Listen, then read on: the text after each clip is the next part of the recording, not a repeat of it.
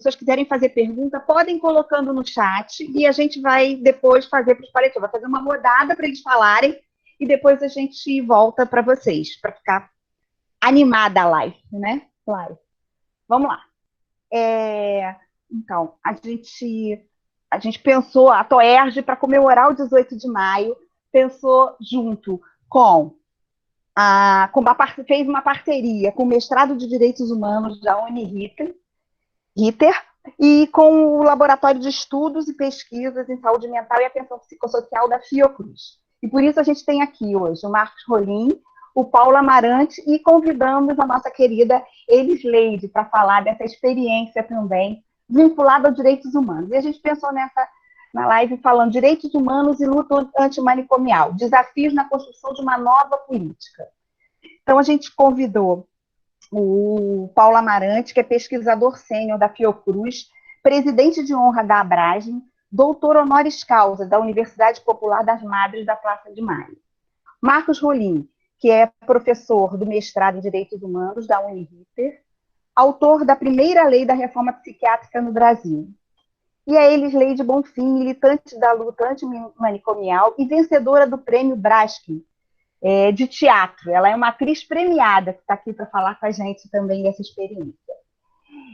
A gente pensou começar com o Marcos, falando dessa experiência dos direitos humanos e dele enquanto deputado na época, né, federal, estadual, né, que criou a lei para o Rio Grande do Sul. Foi a primeira lei. Enquanto a lei do Paulo Delgado estava tramitando, o Marcos, demorou tantos anos, né, o Marcos criou a primeira no Rio Grande do Sul. Poder falar a partir daí o que ele entendia, o que ele pensou nisso, né, e o que a gente teve, o que a gente ganhou em termos de direitos humanos com uma lei para a questão da reforma psiquiátrica e da luta antimanicomial.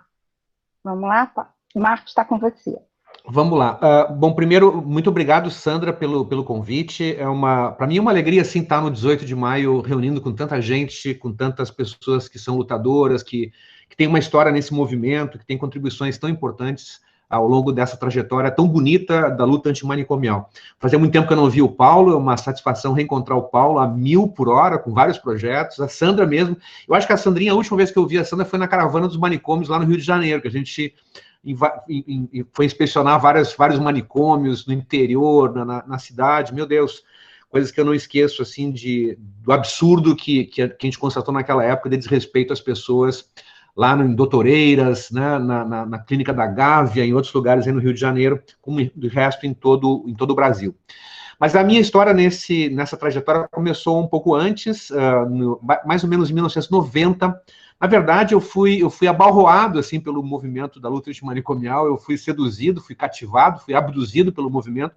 Eu trabalhava com direitos humanos já há algum tempo, tinha uma experiência boa, assim, já com prisões, com FEBEMs, enfim, com todas essas instituições totais, mas não conhecia a realidade manicomial.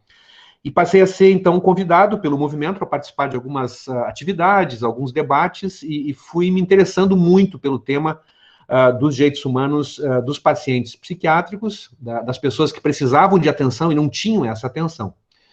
Nessa época, o Paulo Delgado havia apresentado o primeiro projeto de lei na Câmara Federal, e o projeto do Paulinho foi um estímulo, foi uma inspiração para todos nós, né? E eu fiquei pensando, caramba, se tem um projeto tramitando no Congresso Nacional, pode ser que esse projeto demore muito. Eu não imaginava que fosse demorar tanto, né? Porque foram mais de 10 anos de tramitação até ser aprovado depois no Congresso, no Senado, e não o projeto original do Paulo, mas um substitutivo que foi fruto de uma negociação, que significou um avanço importante, mas também a negociação não impediu que se avançasse muito mais na lei federal. Então, se deu um passo adiante, mas não aquele que se imaginava. Por exemplo, a lei federal não proíbe a construção de manicômios e de novos hospitais psiquiátricos. E a lei do Rio Grande do Sul conseguiu fazer isso. A gente teve, pelo movimento, especialmente, pela força do movimento, da pressão que se organizou na época sobre os próprios deputados, né? Ficou evidente que aquela era uma demanda que não era de um deputado. Eu fui muito mais a expressão da vontade daquele movimento, né, que encantava a todos. A gente teve, para vocês terem uma ideia, acho que um mês antes da votação, antes de votar o projeto na Assembleia, depois de 2 anos de discussão sobre o tema, se marcou a data da votação, a gente conseguiu isso, marcar a data, o que foi super importante, porque aí teve um calendário de mobilização, né? Acho que um mês antes, um pouco mais ou menos isso, a gente fez um seminário internacional de saúde mental na Assembleia Legislativa. Trouxemos várias figuras importantes, o Franco Rotelli, por exemplo, que foi um dos pioneiros da reforma psiquiátrica italiana, esteve com a gente, e esse seminário, que a gente imaginava assim que ia juntar 500 pessoas, apareceram 2.000 e poucas pessoas, né? Então não cabia todo mundo, teve que alugar um telão para as pessoas acompanharem em outra sala enorme. Então havia uma efervescência naquela época, o movimento da luta antimanicomial, ele foi de fato um movimento social muito influente naquele momento, né? Aqui no Rio Grande do Sul eu sentia muito esse peso do movimento. E a gente que tinha pouca chance de aprovar um projeto, porque havia uma oposição muito forte dos donos das clínicas psiquiátricas, dos próprios diretores dos hospitais psiquiátricos do Rio Grande do Sul, né, que eram contra a legislação, sempre foram contra a lei. Havia deputados que defendiam essa posição, evidentemente, contra a reforma, mas no dia da votação, na ponta do lápis, a gente ia ganhar a votação por um voto. Então, seria, pelos deputados presentes, seria um voto favorável a nós, a gente ganharia o projeto. E quando os outros deputados perceberam que iam perder por um voto, eles mudaram de posição e todos votaram a favor do projeto. Então, a gente acabou tendo uma aprovação por unanimidade de uma lei que é super avançada e que acabou ajudando muito, assim, aqui no Rio Grande do Sul, se tivesse uma política pública de saúde mental, que estimulou recursos alternativos, como os CAPs, que disseminou práticas alternativas em todo o estado, e que proibiu a construção de novos hospitais psiquiátricos do Rio Grande do Sul. A Lei Gaúcha foi aprovada em 1992, significa assim, o ano que vem são 30 anos de aprovação da lei. Faz 30 anos que não se constrói o hospital psiquiátrico, nem se aumenta a instalação daqueles que já existiam. Então, nós congelamos a capacidade de instalação de leitos em hospitais psiquiátricos. E, ao mesmo tempo, a lei estabelece que, se for preciso construir leitos psiquiátricos, eles devem ser construídos em hospitais gerais. Porque no hospital geral nós temos, primeiro, uma retaguarda muito mais importante para dar o apoio que os pacientes precisam, né? Os pacientes psiquiátricos, eles sofrem também de comorbidades, então, a gente já viu aqui no estado um paciente psiquiátrico, por exemplo, está no manicômio, tem uma parada cardíaca e os caras não têm desfibrilador, né? Tem que chamar o SAMU para atender o sujeito, né? E é claro que a pessoa vai a óbito pela falta de assistência. Então, essa possibilidade de haver uma retaguarda multiprofissional é muito importante. Em segundo lugar, o tema do preconceito, o tema do estigma sobre a internação psiquiátrica. Então, a internação no hospital geral não produz esse tipo de estigma, né? Então, tudo isso pesou bastante na hora da votação e a gente acabou aprovando a lei. O projeto aprovado no Rio Grande do Sul, para quem não é aqui do Rio Grande do Sul e quem não conhece a lei do Estado, ele também não corresponde ao meu projeto original. O projeto originalmente apresentado por mim foi um projeto muito simples, que dava um prazo para a extinção dos manicômios, né? Um projeto simples e errado, porque nós imaginávamos naquela época que bastaria estabelecer um prazo para extinguir os manicômios, né? Quando, na verdade, a extinção dos manicômios deve ser o resultado da criação de novos serviços, né? Para evitar a desassistência, para evitar simplesmente a desinternação. E, nesse momento, naquela época, aconteceu um episódio que foi super importante para mim, porque, interessado no tema, eu comecei a participar de todas as discussões que eu pude acompanhar, né, lia muito sobre esses temas, enfim, e eu recebi um convite para ir até a Argentina, para conhecer a experiência da primeira lei de reforma psiquiátrica da América Latina, que foi aprovada na província de Rio Negro, na Argentina. E aí fui até um seminário em Buenos Aires, onde estava se discutindo essa legislação, e quando eu vi a lei que os caras tinham aprovado, eu disse, caramba, é isso aqui. Eles pegaram exatamente o ponto que nós não tínhamos apanhado, que era induzir uma política de saúde mental, construir uma política de saúde mental que redundasse, que tivesse como resultado o fim dos manicômios, mas pela emergência de novos serviços, né? E foi mais ou menos, eu acho que isso que aconteceu por aqui. É por isso que não tem uma demanda de internação psiquiátrica por doença mental no Rio Grande do Sul maior do que naquela época. Pelo contrário, diminuiu muito essa demanda. Hoje, no Rio Grande do Sul, como de resto, acho que em vários outros estados acontece a mesma coisa, a demanda maior de internação psiquiátrica é por problemas de drogadição, é por problemas, enfim, de dependência química, né? Que aí sim, nós temos um problema para resolver, que é qual é o tipo de tratamento, qual é o tipo de instituição mais adequada para tratar dependência química. mas não pelos problemas tradicionais de saúde mental que nós tínhamos antes, né? Assim foi o começo da história aqui, Sandra. Eu queria só aproveitar o meu tempo para refletir um pouquinho com todo mundo aqui sobre essa experiência, mas não só do ponto de vista legislativo, né? Porque a lei é sempre uma ferramenta que abre espaços, que ajuda a gente ou não, né? Mas o que se faz na prática, o que se constrói como serviço, né? O compromisso das pessoas, eu acho que isso é o mais importante. A lei é muito mais uma aliada. E acho que no Rio Grande do Sul nós temos alguns exemplos, né, como temos pelo Brasil afora, vários exemplos dessa dedicação, dessa construção de soluções que são criativas, que são profundamente humanizadoras, né, e que surgem nesses serviços alternativos que não são os serviços manicomiais. Eu quero dar como exemplo, é só um exemplo, porque poderíamos dar outros exemplos, mas quero dar para vocês o exemplo da política de saúde mental que vem sendo praticada há mais de 30 anos na cidade de São Lourenço do Sul, aqui no Rio Grande do Sul. São Lourenço é uma pequena cidade na zona sul do estado, próxima de Pelotas, tem 45 mil habitantes aproximadamente, boa parte deles na zona rural do município, né? E é um município que há mais de 30 anos atrás, por conta de um grupo de profissionais, psiquiatras, psicólogos, assistentes sociais, terapeutas ocupacionais, pessoas que tinham um compromisso entre elas muito forte de construir, abrir um serviço em saúde mental na cidade, numa época que não havia unidade básica de saúde, não havia CAPS, não havia financiamento para a saúde mental a rigor, né? E eles conseguiram abrir um serviço, chamava Nossa Casa, nessa cidade, numa zona muito valorizada, uma zona turística, então eles colocaram essa Nossa Casa nesse local, mais valorizado da cidade, ali começaram a receber pacientes, né, pessoas para serem atendidas, serem tratadas. Não era um local para internação, era para tratamento, né, para terapia, para, enfim, acompanhamento durante o dia. Isso foi abrindo um serviço de saúde mental, assim, de um grau de resolutividade impressionante, né? Hoje é um serviço muito amplo, com várias iniciativas, as mais diversas, que acompanham desde a formação profissional, acompanham as famílias.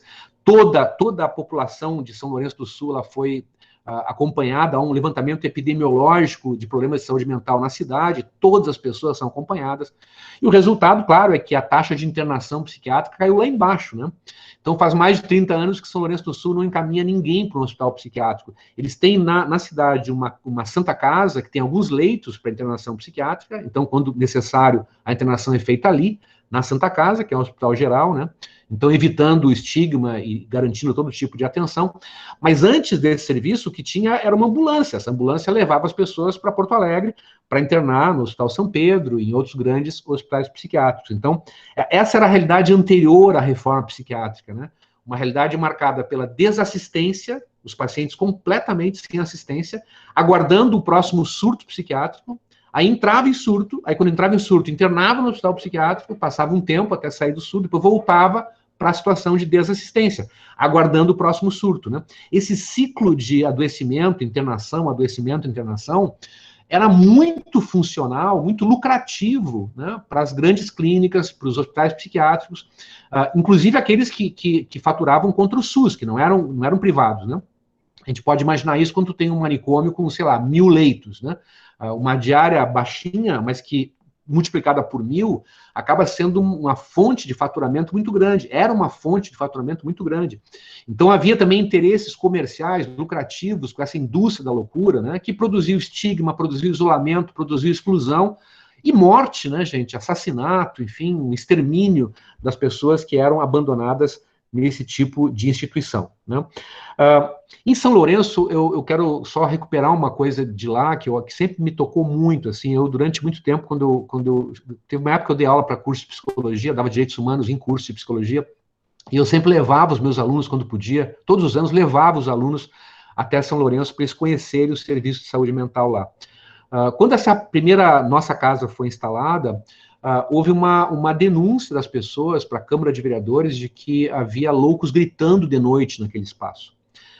E os responsáveis pelo serviço, na época, o psiquiatra Flávio Resmini, a psicóloga Elza Tim, né, estavam à frente desse trabalho, foram até a Câmara de Vereadores para dar explicações, e explicaram que não havia nenhum paciente de noite, o serviço funcionava só durante o dia, então a denúncia era completamente fantasiosa, mas ela já correspondia a um grau de preconceito de pessoas que não queriam os pacientes naquele local da cidade, que era um local muito valorizado, né, até pelo turismo, enfim, né.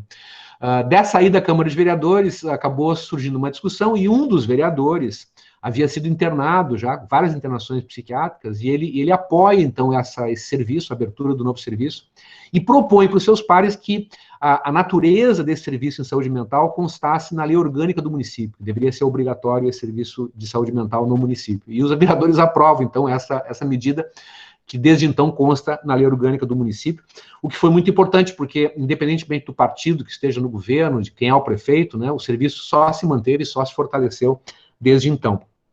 Mas para combater o preconceito, essa equipe de saúde mental da cidade teve uma militância impressionante, no sentido de ir em direção à comunidade, conversar com a comunidade, e ganhar a comunidade para essa nova perspectiva de tratamento em saúde mental, né? Então, por exemplo, eu me lembro assim de situações que eles contando de ter ido, por exemplo, às igrejas, né, aos cultos, combinavam com os pastores, com os padres, enfim, para ter um espaço na hora do culto e falar com as pessoas onde elas estavam, explicar o serviço em saúde mental, quem eram aquelas pessoas que estavam sendo tratadas, por que agora o município estava pedindo para que os pacientes que estavam internados em Porto Alegre há anos, há décadas, pacientes asilares, né, que eram de São Lourenço, pudessem voltar para a sua cidade, para se reencontrar com a sua cidade, que eles estavam dispostos a receber essas pessoas, como de fato receberam, né? Então, situações desse tipo que eu acho que demonstram uma militância muito mais ampla do que essa ideia apenas de prestar um serviço em saúde mental, mas também mudar a concepção que as pessoas têm. Então, fazer um programa na rádio da cidade, conversar com as pessoas a respeito de saúde mental, né? Sensibilizar a opinião pública sobre a importância desse novo serviço, né? Garantir na prática que a inclusão social não seja só uma promessa, né? Que seja, de fato, uma conquista que vai se realizando a partir dessa experiência, desse dia a dia de contato com as pessoas. Eu acho que isso é a grande experiência que eu vi em São Lourenço, que me emociona até hoje. A gente se acostuma muitas vezes de ver, assim, vários serviços públicos, né, do Estado brasileiro. Às vezes a gente olha assim, pô, você tem servidor que talvez não esteja tão mais motivado, que é tanta coisa ruim acontecendo, tanta desgraça no Brasil, né, tanto desestímulo. Mas quando a gente vê um setor como esse, que tem um projeto definido de saúde mental, que lutou historicamente para conquistar aquilo, há uma paixão pelo serviço, há um engajamento, há uma dedicação que nos emociona muito, né? Eu acho que isso é que garante que os manicômios, de fato, vão acabar um dia, né? Porque a gente sabe como fazer, os trabalhadores de saúde mental sabem como fazer e se apaixonaram por esse fazer de inclusão. Acho que isso é o mais importante e as leis só ajudam, né, a que esse movimento possa se garantir na prática. Era isso, Sandrinha.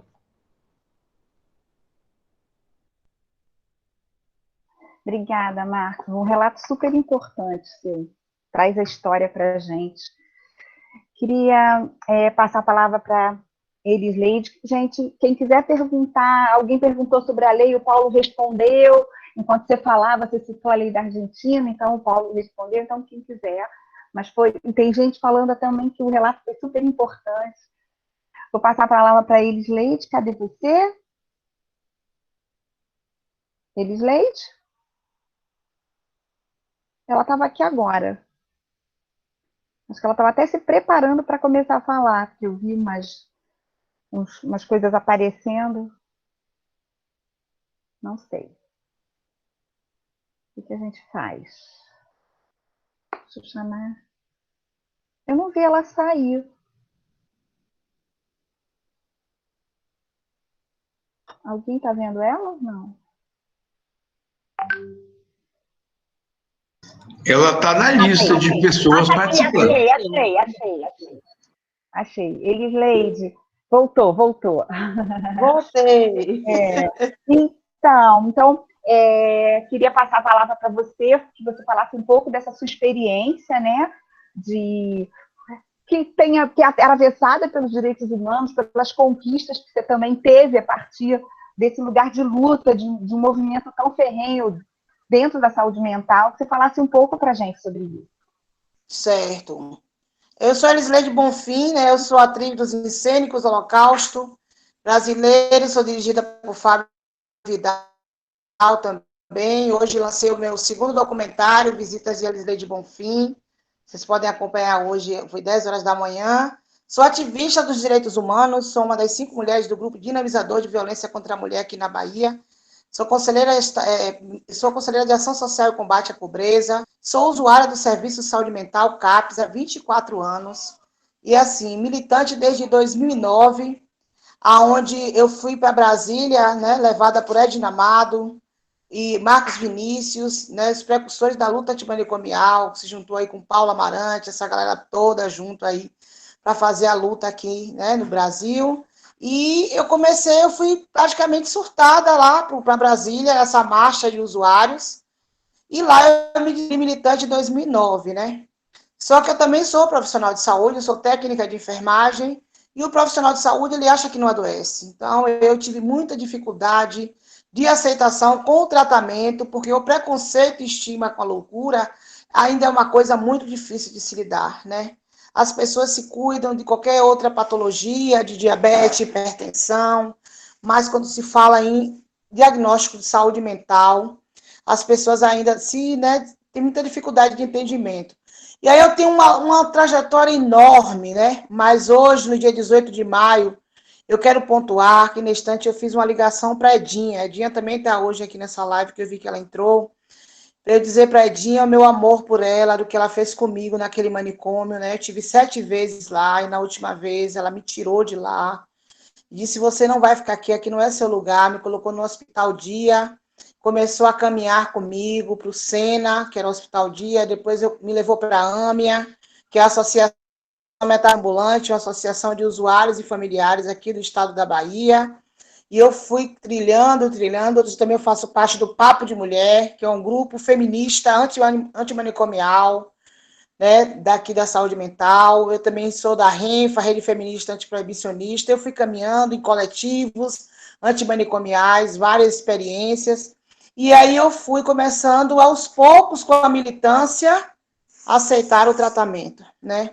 Em 2010, aconteceu o remedinho que faltava para mim, que foi o teatro, né? Eu comecei a ser atriz dos Encênicos, e a minha vida cada vez mudando, eu tomava 19 medicações, hoje eu tomo 2 medicações e meia, e assim, eu quero dizer para vocês que eu, Paulo Amarante, meu grande companheiro de luta, meu amigo, sou fruto da reforma psiquiátrica. Eu fui parida por esse movimento que acreditou na possibilidade de hoje estarmos aqui trocando saberes, aonde o psiquiatra Paulo Amarante está discutindo com a louca, com os terapeutas ocupacionais em estudo, com os professores que estão aqui, na perspectiva de troca, e não mais de ser estudados, né? Porque isso aí é o quê? Fruto da nossa luta antimanicomial. Quando Paulo Amarante, que se pensava que 18 de maio estaríamos numa mesa discutindo saúde mental, com a mesma perspectiva de formação política das pessoas. Hoje eu sou uma educadora também, que eu vim do sofrimento para a luta, né? Então, assim, uma rede de atenção psicossocial, né? Uma equipe multidisciplinar do meu CAPS, né? Muito implicada, me deixou sentindo que eu sou uma sujeita de direito e não um objeto de estudo mais. Então, assim, é uma perspectiva muito grande na extensão do cuidado, no fortalecimento que nós temos que ter dos afetos, que as pessoas precisam se colocar na condição do adoecimento psíquico. Qualquer pessoa pode passar por esse processo. E eu passei por uma trajetória de sofrimento muito grande, né? Eu me lembro hoje de manhã, quando eu acordei, eu fiz na Universidade Católica de Salvador, hoje eu fiz 3 mesas, daqui a pouco vou fazer a última mesa, 20 horas, aí no Rio de Janeiro também, com a defensoria. E assim, eu me lembrei que tinha momentos, Sandra, que eu dizia assim, ó, não me amarre, mas me limpe. Eu estava ali presa, cheia de cocô, de xixi, sofrendo muito. Então, o manicômio nunca foi e nunca será lugar de cuidado para ninguém. Aquele lugar tem paredes frias, opacas, que só trazem sofrimento. Os piores dias da minha vida, Paula Amarante, eu passei dentro de um hospício. Só quem passa a dor é que sabe o que passou. Eu tenho marcas de sofrimento, Eu fui violentada dentro do manicômio. Só que aí eu fui caminhando, né, fazendo a minha formação, aprendendo as coisas e aprendendo que a minha bandeira de luta dentro da luta antimanicomial é o autocuidado e o cuidado com o trabalhador. E que se a rede não funciona, Paula, a gente fortalece elas. Hoje a gente tem casos absurdos aqui, né? Porque nós estamos num município onde não tem plano municipal de saúde e os embates com o secretário de saúde para fortalecimento dessa RAPS é forte, sabe? Mas a gente está aqui na possibilidade de capacitar essas pessoas a partir do nosso sofrimento. É isso que nos melhora a cada dia, nos dá força para a gente se manter na luta. A gente sabia que o adoecimento psíquico em massa iria acontecer, pois essa sociedade estigmatizante e preconceituosa já estava levando para esses caminhos. A pandemia foi só mais um motivo do que a gente já sabia que o desgoverno atual genocida, que eu preciso que não chame ele de louco, porque nós loucos somos incapazes de fazer a maldade que ele está fazendo com o nosso país. Então, hoje, Paulo Amarante, é muito bom dividir essa mesa com você, que é um dos psiquiatras antimanicomiais que mais apanharam os usuários de saúde mental na sua trajetória, e dizer que as contribuições que aqui eu estou fazendo é para dizer que temos que continuar na luta, sabe? E a gente tem que se sentir, Sandra, agentes e formiguinhas transformadoras de opinião. Precisamos pulverizar a saúde mental. A Lei 10.216 de Paulo Delgado, no qual o nosso companheiro falou anteriormente, garante que o nosso cuidado tem que ser regionalizado e em liberdade. Então, é essa liberdade que nós, usuários aqui da Bahia, com o nosso protagonismo, com a nossa força, né? Eu fico assim, a cada conquista que acontece comigo, eu não consigo me ver no lugar. Eu só consigo ver aquelas pessoas que passaram, né? Eu ganhei o prêmio Braskem de teatro. Eu sou a primeira atriz louca a pisar no palco do TCA. Mas sabe, Paulo, independente dos muros que existem daquelas paredes frias, o que mais dificulta a nossa convivência com essa sociedade são os manicômios invisíveis, né? Os olhares das pessoas ainda dizendo: menina, você é louca e ganhou um prêmio, o maior prêmio da história. Porque as pessoas loucas sempre foram desconsideradas, as pessoas loucas sempre foram, quer dizer, eu descobri essa semana que no século XVI, os loucos eram pessoas mais próximas de Deus, né? Eram pessoas consideradas pessoas brilhantes. Aí, com o decorrer dos séculos, essa foi mudando até que chegou na loucura como patologia. Então, assim, eu sinto que a minha trajetória nessa terra, né, a minha missão como militante negra, né, demarcando esse lugar de mulher preta, porque a gente sabe que a maioria das pessoas presas no manicômio eram pessoas negras. A gente sabe que as pessoas que são simplesmente por aí, a gente sabe que como é que chama aquele negócio que a polícia faz? Uma abordagem policial ao negro é diferente de uma abordagem policial para o branco. A pele branca tem seus privilégios. Então, se hoje eu, com toda essa bagagem de luta, sofro estigma e preconceito, imagine os meus irmãos que estão atrás de mim.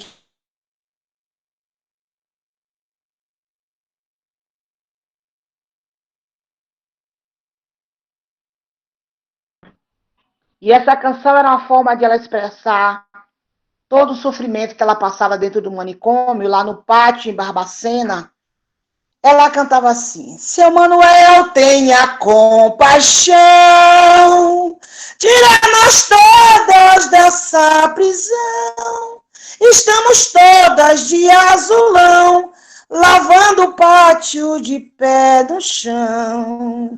Lá vem a boia do pessoal, arroz cru e feijão sem sal, e logo atrás vem um macarrão, parece cola de colar balão. E depois vem a sobremesa, banana podre em cima da mesa, e logo atrás vem as funcionárias, que são as putas mais ordinárias. Então, é isso, eu acho que nós temos que saber, né, que a equipe multidisciplinar, né, que a terapia ocupacional, já que a gente está falando com estudantes de terapia ocupacional, tem o seu lugar, né? Que a gente precisa contar com a equipe multidisciplinar no cuidado em saúde mental.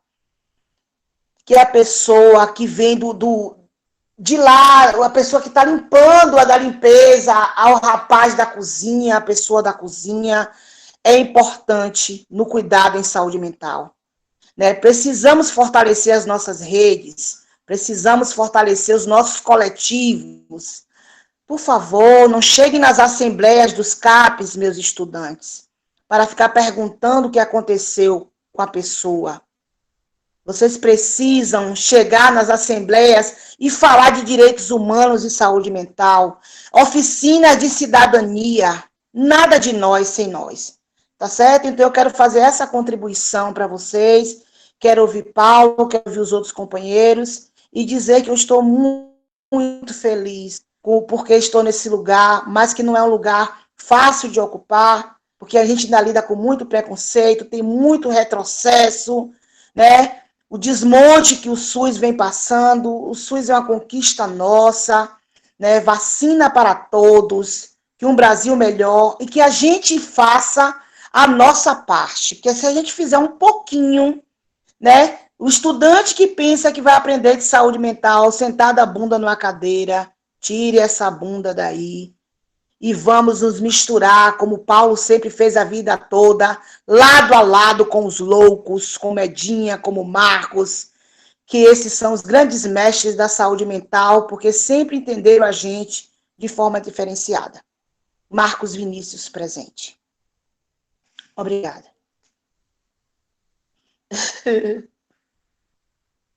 Linda e emocionante, Leide, sua fala. Muito linda. Né? Muito obrigada por compartilhar com a gente a sua experiência. Né? Eu fiquei muito emocionada. Alguém falou que tinha chorado enquanto relatava, e a minha sensação era essa. Eu estava muito emocionada ouvindo você. Muito obrigada por compartilhar com a gente. E agora, Paulo, será que você consegue? Então, difícil, realmente muito difícil, muito emocionante, né? A Leide, nossa querida Elisleide, a gente chama de Leide, é uma pessoa maravilhosa, de uma sensibilidade incrível.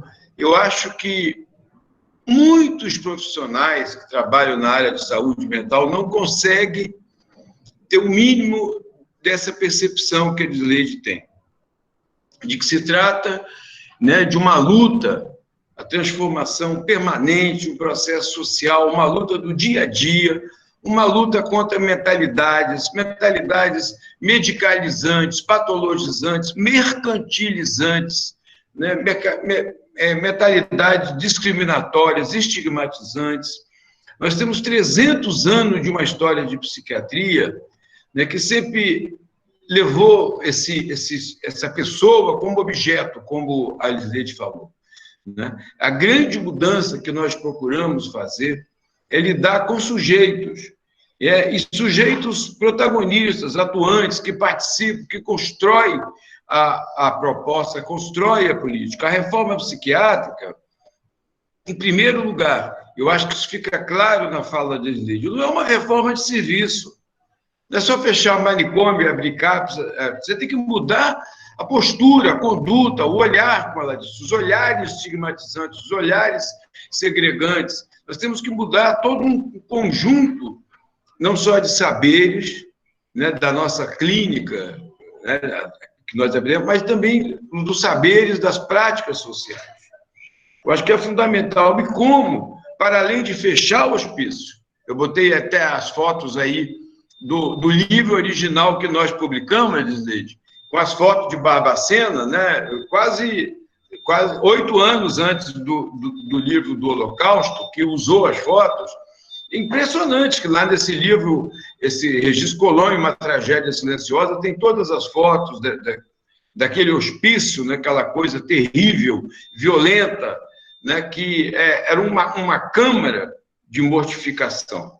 Né? Me lembro quando Franco Basaglia foi lá, que chamou de campo de concentração, né? Quando caiu a ficha, nós vimos que não é só comparando com determinadas instituições nazistas. É o campo de concentração enquanto não local, que, como engana com os nomes casa de recuperação, clínica de recuperação, reabilitação, etc., etc., era, na verdade, uma casa de extermínio. Quando começamos o trabalho lá em Barbacena, descobrimos um cemitério com 60 mil corpos enterrados ali atrás, de pessoas que não foram pessoas mais, sem identidade, como você disse, eram pessoas pobres, eram pessoas negras, eram pessoas com uma série de condições de marginalidade. O hospício, ele cumpre essa função de parecer estar dando assistência e cuidado a um determinado segmento social que está aí para morrer, está aí para sofrer. Ou morre na pandemia, ou morre porque a polícia invade violenta e covardemente uma comunidade como Jacarezinho e mata 20 e tantas pessoas, e a resposta imediata da presidência eram todos bandidos. E você invadiu uma comunidade, invadir o local, porque são locais de extermínio. As pessoas que não morrem de Covid, que não morrem da ação policial, que não morrem da falta de assistência à Covid e a outras doenças, morrem sendo internadas nas comunidades terapêuticas hoje, que são os grandes manicômios do presente e do futuro. As comunidades terapêuticas seriam aquilo que Lima Barreto, né, também internado em hospício, chamou de cemitério dos vivos. Um local onde se enterra pessoas. E por que as comunidades terapêuticas cumprem esse papel? Porque ela serve de barganha de negociação política e serve de barganha de recursos públicos que saem aí por emendas parlamentares, Ministério da Justiça, etc., para administrar essas pessoas. Me lembrei agora do filme Bicho de Sete Cabeças, que também está fazendo 20 anos. Nós fizemos semana passada um debate muito lindo com a diretora Laís Bodansky, com várias pessoas, inclusive o ator principal, Rodrigo Santoro, que uma hora o psiquiatra, olhando para o pátio, vê as pessoas, e o Luiz Bolognese, que foi o roteirista, diz, ele olha para os clientes como o dono da fazenda olha para a sua boiada.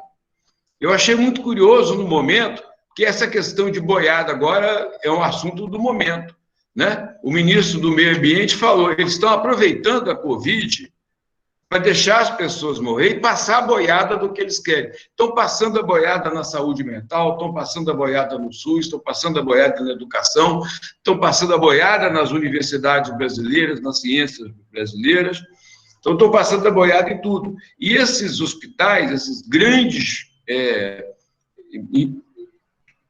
manicômios, que são as comunidades terapêuticas, tem essa multifunção, né? Uma, servir de espaço de gestão de massas que não servem nada para políticos, não tem trabalho para eles, não tem educação, né? Não tem possibilidade de ingresso social. Por outro lado, servem como boiada para justificar o repasse de recursos para essas ou igrejas ou outras instituições que estão administrando as comunidades terapêuticas. Eu tinha muita coisa para falar, mas fiquei totalmente tocado com eles. Eu já sabia, né? As últimas vezes que a gente conseguiu falar, e a última que a gente teve junto, né, Zleide, foi lá no hotel em Salvador com o Antônio Neri, querido Antônio Neri, aproveito para comentar o Neri e a Edinha, né, que vocês fizeram uma apresentação dos incêndios, né, e uma belíssima discussão. E eu acho importante, também da sua fala, chamar a atenção disso. Né? Vou fazer 2 comentários, um sobre a sua fala e a outra de Marcos, principalmente, esses 2 pontos. Uma, e que não basta abrir serviços, tem que mudar as práticas e tem que construir outras formas, outras práticas. Uma delas é a arte, é o teatro, né? Os espaços de economia solidária, né? O quanto que esses espaços, essas atividades são produtoras de cidadania, de emancipação, deslocam a identidade daquele lugar de doente para o cidadão, uma mulher, uma cidadã que faz arte, que produz, que canta, que toca. Me lembrou muito também, quando você cantou aí, essa mulher, né, que ela sofreu lobotomia, essa que canta, essa música rebelde, que manda as enfermeiras, né, que xinga tudo, porque rejeita aquela violência institucional, né? E o médico, o psiquiatra que faz um depoimento, ele fala que ela foi submetida a uma lobotomia. Então, existia e existe ainda muita violência nos manicômios. Ainda temos muita violência, temos muito manicômios. Nós fechamos, Marcos, você que foi autor da primeira lei brasileira de reforma psiquiátrica, a lei do Rio Grande do Sul, em 92, e eu me lembro lá na Assembleia Legislativa, a gente fazendo aquela caminhada, né? Inclusive com o Sérgio Aroca, nós fizemos o congresso da Abrasco, e uma ideia estava no auge da campanha de conscientização sobre a AIDS, nós queríamos botar uma camisinha na torre do porto lá de Porto Alegre. Uma torre, uma comprida, como é que chama isso? A usina do gasômetro. A usina do gasômetro tem uma torre comprida, a ideia é um helicóptero vestir uma camisinha. Então, me lembro disso, a gente fez a caminhada, fomos lá na Assembleia pressionar os deputados, foi um movimento, e daí várias leis estaduais, foram 8 ou 10 leis estaduais, e leis municipais. Então, da fala de Edisleide, eu queria falar assim, a importância de apoiar, de construir, é importante que iniciativas tão criativas como os incênicos, né? Lá em Juiz de Fora tem um grupo de música, Os Impacientes, os blocos de carnaval, o Tapirando Pirado Pirou, o Loucura Suburbana, o Harmonia Enlouquece, o Sistema Nervoso Alterado, tem uma criatividade, tem uma inventividade no campo cultural da reforma psiquiátrica que é absurda, né? de tão forte, de tão potente. Mas essas atividades sobrevivem muito solitárias, né? Muito solitárias, porque há pouco investimento, há pouco recurso. Desde que o ministro Gilberto Gil saiu da cultura e depois continuou durante um período o Juca, né? O Juca, quando saiu, acabou a política de cultura, de apoiar determinados segmentos, as políticas da diversidade cultural, iniciada com Sérgio Mamberti. Então, isso é muito importante. É importante que a gente, também nós, no dia a dia, sintamos o quanto isso é importante, como a Edisleide fala, que a gente estimule, reconheça, não como algo ali que é entre o Congresso, no horáriozinho vazio do Congresso, mas não, como atividade cultural, ocupar o Teatro de Salvador, ocupar os teatros da cidade, as casas de música, os espaços culturais, com arte produzida por essas pessoas, né, que conseguem produzir algo muito importante. E quando o Marcos falou, que era outro ponto que eu queria falar, né, de São Lourenço do Sul, que eu lembro muito, foi celebrar de Flávio Resmini, de todo aquele grupo, né, o Rio Grande do Sul, que chegou no encontro aqui no Rio de Janeiro, Sandrinha, com as camisetas, né, de perto ninguém é normal, de militonta militante, uma série de coisas que deu início muito a esse processo de usar as camisetas, a gente ir para a feira, para a praia, para onde for, com a camiseta com frases provocativas da questão psiquiátrica, antimanicomial, etc. E que me chama muito a atenção esse depoimento do Marcos, porque mesmo com uma conjuntura nacional desfavorável, de um governo desfavorável, contrário aos direitos humanos, contrário à reforma, contrário a esse papel protagonista das mulheres, das populações oprimidas de uma maneira geral, nós temos muitas formas de resistência. De um lado, todo esse aspecto da cultura, que a gente tem que investir também, entender que a cultura inovadora é também uma alternativa, é substitutiva aos modelos psiquiátricos tradicionais, né? Como o Denis Leite falou, o meu remédio que faltava era o teatro, né? E a gente tem que pensar o quanto essas atividades são produtoras de emancipação. E, por outro lado, o quanto que a resistência no nível municipal é importante. Porque mesmo estando lá o governo assim, assado, ou no Estado, nós temos locais. Hoje, eu participei de um debate com um vereador de Santo André, né, que tem uma lei também. Em Vitória tem uma lei, em Belém tem uma lei. Então, nós desencadeamos um processo nacional muito importante. E, mesmo com a conjuntura nacional desfavorável, nós temos outros campos, outros terrenos, outras arenas de luta e de resistência, né? Então, queria dizer isso, quero mais uma vez agradecer. Mudei todo o meu roteiro, Elisley, depois que você falou, né? Fiquei muito feliz, muito emocionado. Agradeço muito suas palavras de carinho, de reconhecimento, né? Que para mim é o maior reconhecimento. É esse de saber, nós, Marcos, eu estava te falando, conseguimos, nós todos, Elisley, todos esses nomes que falaram, você com a sua primeira lei, o seu trabalho, a Sandrinha, a Toerge, todo mundo nesse país se engajou na luta antimanicomial, no movimento antimanicomial, conseguiu fechar 60 mil vagas em manicômios aqui no Brasil. Quero lembrar também, por causa do bicho de sete cabeças, o querido militante, entendendo? Ali insistente, Salgésio do Carrano, que andava com o livrinho dele na mão, livrinho, né, modo de falar, pelo afeto, O Canto dos Malditos, que denunciava a violência que ele sofria nos manicômios e que foi base para o filme Bicho de Sete Cabeças. Fechamos 60 mil vagas. Eu lembrei do Carrano, que ele falava desses chiqueiros psiquiátricos, ele usava assim, isso não é um local de tratamento, de cura, de acolhimento, é um local de exclusão radical, como diz o Boaventura Souza, exclusão radical, né?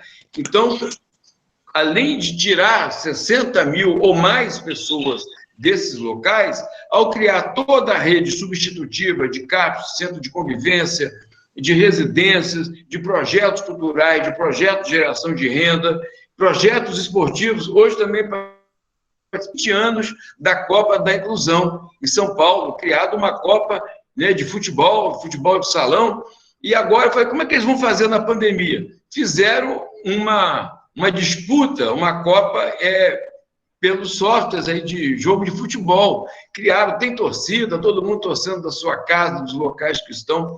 Então, essa criatividade é muito importante, queria registrar isso, né, e agradecer mais uma vez a Toerja, a Brasme, a Brato, ao mestrado aí em Direitos Humanos, ao Lápis, a toda essa possibilidade da gente estar aqui no dia 18 de maio, vivendo esse momento, esse encontro tão importante, né? Me sinto acolhido e satisfeito e feliz de poder encontrar as pessoas aqui. Muito obrigado. Um cheiro baiano, Paulo. Obrigado, querido. Você também. Gente, eu estou realmente emocionada. Tudo, né, o Paulo falou assim, não tem uma programação. A partir da sua fala, Elisley, você mexeu com todo mundo. Foi muito emocionante. Eu acho que o Paulo traz essa história também para a gente, dessa militância, né? E eu fico pensando aqui, né? Quanta coisa a gente já viveu e a gente resistiu e continua resistindo, né? Quando você fala da camiseta, eu fico pensando que a gente parou de usar um pouco a camiseta e a gente tem que voltar a usar as camisetas. A gente precisa estar colocando no nosso corpo, né? Mostrando, né, que a gente precisa fazer um outro tipo de trabalho, porque as pessoas precisam saber que de militante a militonto, que de perto ninguém é normal, e tantas coisas importantes. A gente está usando pouco a camiseta. Eu acho que a pandemia também atrapalhou muito a vida da gente. A gente está longe das pessoas, né? Mas que um espaço como esse de potência, e o quanto que faz com que a gente se sinta fortalecido e com vontade de usar camisetas novas, de mostrar para todo mundo como a gente está pensando nesse governo tão difícil, tão difícil. Eu espero que ele acabe e que ele não volte. Mas até isso é uma dúvida, né? Infelizmente. Né? Mas, assim, que a gente possa usar as nossas camisetas e ser, né, mostrar para todo mundo o que a gente quer. É uma sociedade realmente sem manicômio. E que, como você falou, que o sujeito de direito possa falar, que esteja ali, né, Elisleide, né? Sou sujeito de eu me acredito enquanto pessoa. E aí fiquei pensando isso. Sandrinha, sabe?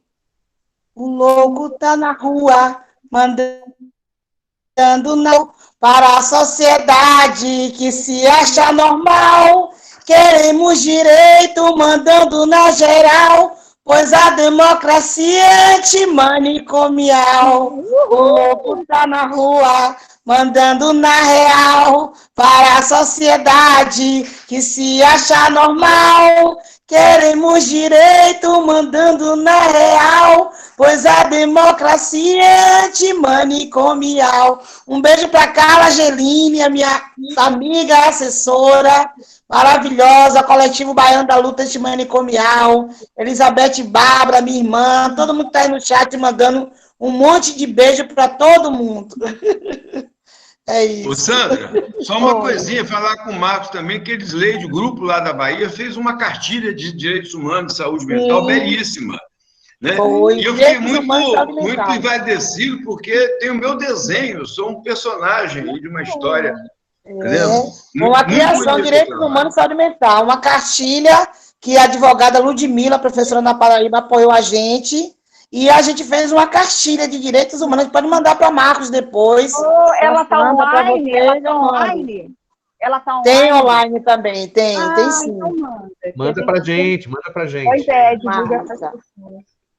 Quero dizer que a fala de Marcos também foi uma fala muito fortalecedora para mim, viu, Marcos? Me senti muito à vontade te escutando e fortalecendo as minhas ideias, tá bom? Obrigado, Leite, obrigado. Deixa eu falar uma coisa, Sandra, bem rápido, aproveitando o povo todo que está aqui, é que acho que isso é tão importante, assim, eu devia ter falado antes, tá? Mas nós temos, eu estava comentando com o Paulo antes, a gente tem um problema no Brasil hoje que eu acho que é uma porta que está se propondo abrir cada vez mais para fortalecer a lógica manicomial. E essa porta é a chamada guerra contra as drogas, né? O tema da guerra contra as drogas é hoje a grande tentativa desse grupo ligado aos hospitais psiquiátricos, enfim, de retomar o seu faturamento, né? Então, o tema é o seguinte, aquilo que eles perderam com a reforma psiquiátrica, eles querem ganhar com a luta contra as drogas, com a guerra contra as drogas. Essa história de internar as pessoas, de privar as pessoas da liberdade porque usam drogas. Então, esse tema da luta contra o proibicionismo, eu acho, gente, que tem tudo a ver com a luta antimanicomial. Eu acho que o movimento antimanicomial podia dar uma grande contribuição, se somando, digamos, essa luta pelo desencarceramento, pela reforma, né, da legislação penal brasileira, e especialmente nesse tema da guerra contra as drogas, que é uma loucura, uma burrice. Os caras estão prendendo gente, né, e achando que vão resolver o problema das drogas com prisão, né?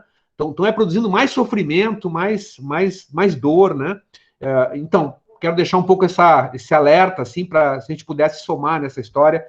Eu acho que o talento da Elisleide e de tantas outras pessoas nessa história de luta contra o proibicionismo, eu acho que é um tema central, assim, no Brasil de hoje, sabe?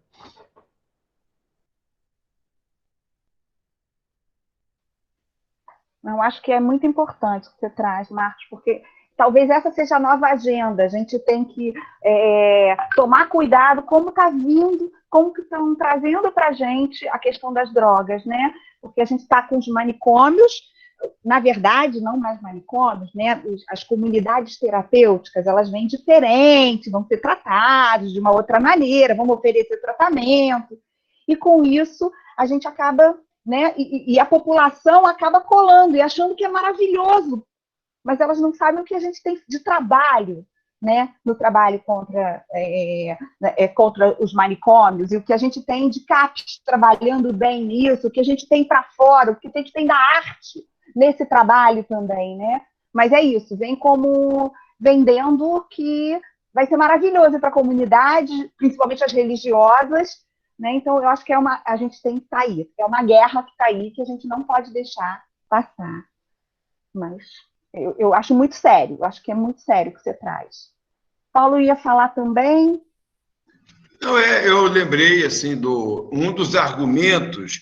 Bem, é muito claro, é um problema de mercado, né? A questão das comunidades terapêuticas, de criar um novo mercado, um mercado que interessa a determinados segmentos que são de aliados, ligados a igrejas que dão suporte eleitoral a vários políticos, ao governo no momento, então é uma barganha. Além disso, é uma forma de responder na gestão de um determinado grupo social, um segmento, como está dizendo, que não há política para ele de trabalho, de educação, etc. Uma parte deixa-se morrer, que é a necropolítica, ou mata-se, como essas invasões em comunidades, quantas nós vimos aí em São Paulo, aqui no Rio, em outros locais, entendeu? E uma parte não é deixada morrer, realmente, né, para ser o público a ser acolhido por essa comunidade, para justificar o repasse, um dos maiores repasses, né? Hoje, uma comunidade terapêutica pode receber tudo aquilo que o Estado inteiro não recebe. E eles argumentam que esse trabalho é resolutivo e que o trabalho de CAPES não é. Então, eu queria fazer jus, por exemplo, aí em Porto Alegre, né, tem o CAPES AD4 Céu Aberto, que é um dos trabalhos mais importantes que tem com álcool e drogas, né? E que as pessoas dizem que não conhecem, entendeu? Então, que conheçam um trabalho, por exemplo, eficiente, inovador, progressista, né? Toda essa política de violência que tem com a questão das drogas, né? Você estigmatiza essa população e depois a submete a várias formas de violência. É isso aí. Inclusive, Paulo, também ampliando a discussão da política de redução de danos, né? Porque essas residências terapêuticas, além de tudo, ainda também prendem as pessoas por LGBTfobia, né? As pessoas que são... Comunidades terapêuticas, né? Desculpa, as comunidades terapêuticas, elas também prendem pessoas por opção sexual, né? E a maioria das comunidades terapêuticas são comunidades evangélicas. Então, a gente precisa também, na nossa agenda antimanicomial, fazer mais discussão. Que o dia da luta antimanicomial não seja o dia 18 de maio, e sim todos os dias, que é um desafio para todos nós antimanicomiais. É isso. Isso aí, gente. Muito bom. Gente, eu acho que assim, as perguntas, na verdade, não foram perguntas, foram as pessoas concordando com vocês, emocionadas com o depoimento de cada um, né? E eu achei essa oportunidade de estar aqui muito boa. Foi trazer para ficar mais próximo, né, de quanto a gente tem, assim, pensar de quanto a gente ainda tem uma luta pela frente. A gente não pode descansar, né? Nossa, quando você fala assim, então vou descansar um pouquinho, não pode. Tem que estar na luta de novo, porque eles inventam outro nome, botam uma outra coisa mais legal, vende para a população. Eu falar que eu adorei estar aqui, acho que esse espaço da gente discutir sobre direitos humanos, né, saúde mental, foi maravilhoso. Muito obrigada pela presença, Marcos Rolim, muito obrigada, Elisleide, muito obrigada. Sandra, tem uma pessoa que está querendo falar, Sandra. Luana Barreto. Oi, Luana, desculpa, eu não vi aqui. Eu não vi aqui. Como então? Acho que eu não vi. Tudo bem, cadê ela? Sandrinha, enquanto ela não entra, lembrar a todas e todos aí que de 3 a 7 de setembro nós vamos ter o 5º Fórum de Direitos Humanos e Saúde Mental da Brasme. Dá tempo de se inscrever, de acompanhar, de apresentar trabalho, tá bom? 3 a 7 de setembro, 5º Fórum de Direitos Humanos e Saúde Mental da Brasme. Eu já estou na mesa, que a minha madrinha Ana Pita já me convidou. Perfeito. Sim. A Luana não quer falar, não. Ela ficou assim e tocou sem querer em algum lugar e apareceu a mãozinha. Então, quero agradecer muito, muito a vocês por terem aceitado esse convite. Eu estou muito feliz de estar aqui. Apesar de sair cheia de pensamentos que vão me deixar um pouco angustiada, mas eu estou feliz de estar aqui. A gente precisa estar sempre pensando, né?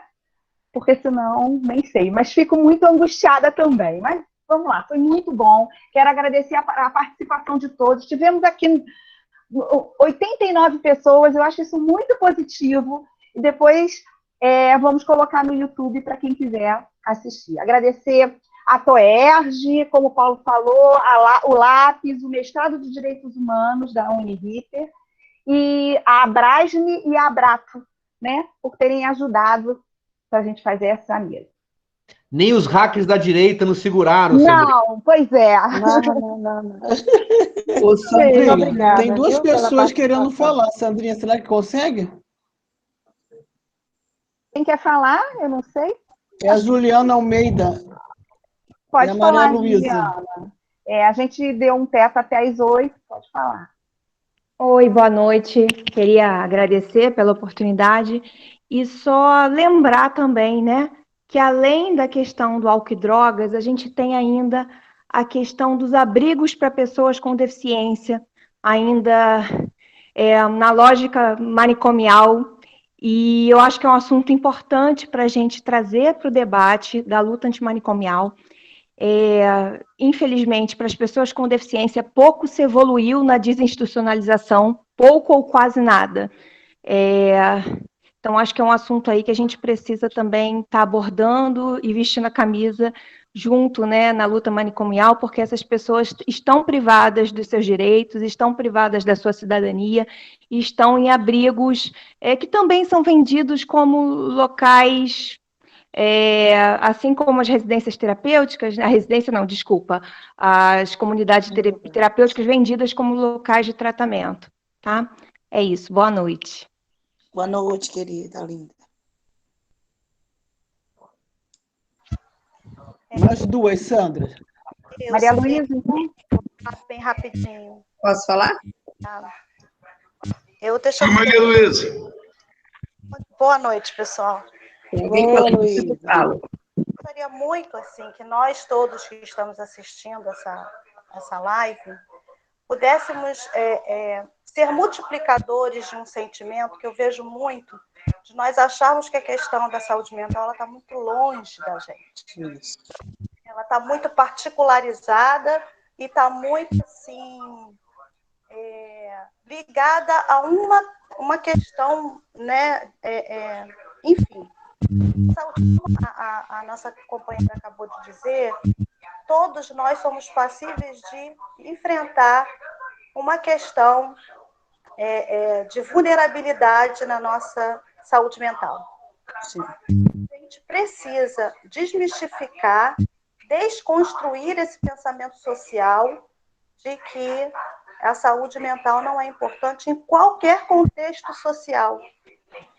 Em qualquer área que nós estivermos, estamos aqui falando com muitos terapeutas ocupacionais, em qualquer área da nossa atuação, estamos sujeitos a presenciar, no nosso dia a dia de trabalho, questões de vulnerabilidade relacionadas à saúde mental, especialmente quem trabalha com criança, não é criança, mas temos os pais das nossas crianças. Sim. Está sujeito a situações de vulnerabilidade emocional. Então, eu acho que a gente precisa desmistificar esse conceito que temos de saúde mental. Queria deixar essa reflexão para todos nós. Tá bom. Parabéns, querida. Obrigada, viu, gente? Que eu também estou em outra live agora. Aí no Rio de Janeiro. Quero agradecer a participação para vocês. Eu quero viu? agradecer muito a sua presença, Edith. Muito obrigada. Tá bom, querida, até, viu? Elisleide, por favor. Elisleide, não saia Pois agora não, Luísa. para você. Eu quero falar para o Paulo também, mas quero falar para você. Você ainda está me ouvindo, né? Foi muito importante te ouvir e você falar de que todos nós somos suscetíveis aos sofrimentos psíquicos. Foi muito bom para mim. Ano passado eu tive Covid com problemas de deficiência física, eu deprimi.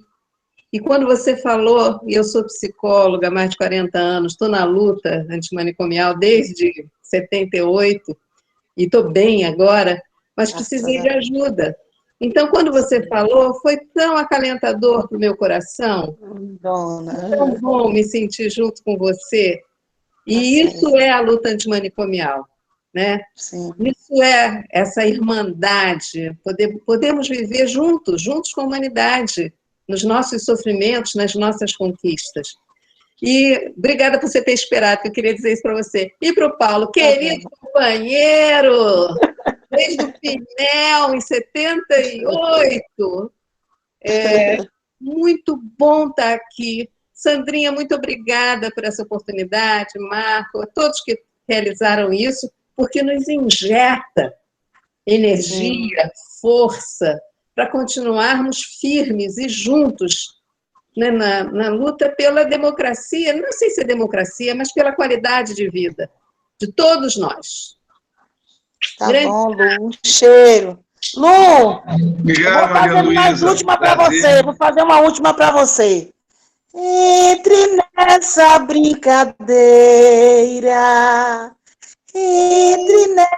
brincadeira, salsa, cebola e coentro, é festa no engenho de dentro, viva Nise da Silveira.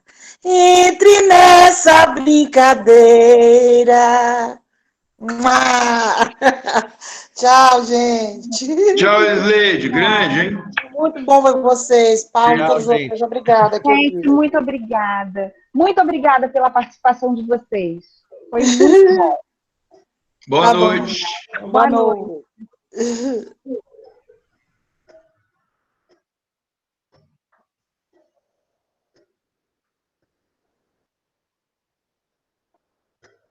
Ainda tem gente aí. Boa noite, Alexandre, Beth. Olha quanta gente querida aí participando. Boa noite, Paulo. Francisca, Luana. É difícil Alexandre. sair.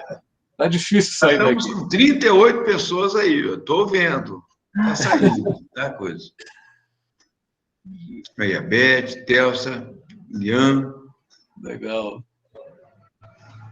Isso aí, Alexandre. Valeu, Paulo. Bom te ouvir. Sandra, muita gente, hein? Maravilha. Foi, Maravilha. tchau, obrigada, boa noite. Beijo a todos. Derivan.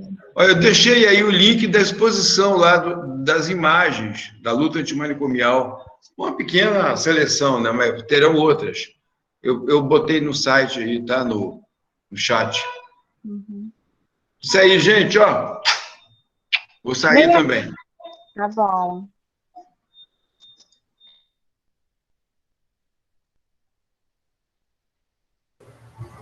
Agora é nós. Somos nós. Oi, Três. Sandra, cheguei bem no Tem mais, finalzinho. não. Tem 18 pessoas ainda. Oi. Oi, Sandra, parabéns. Gente, Sandra. foi muito bom, né? Você tá muito linda, Sandra, também. Parabéns,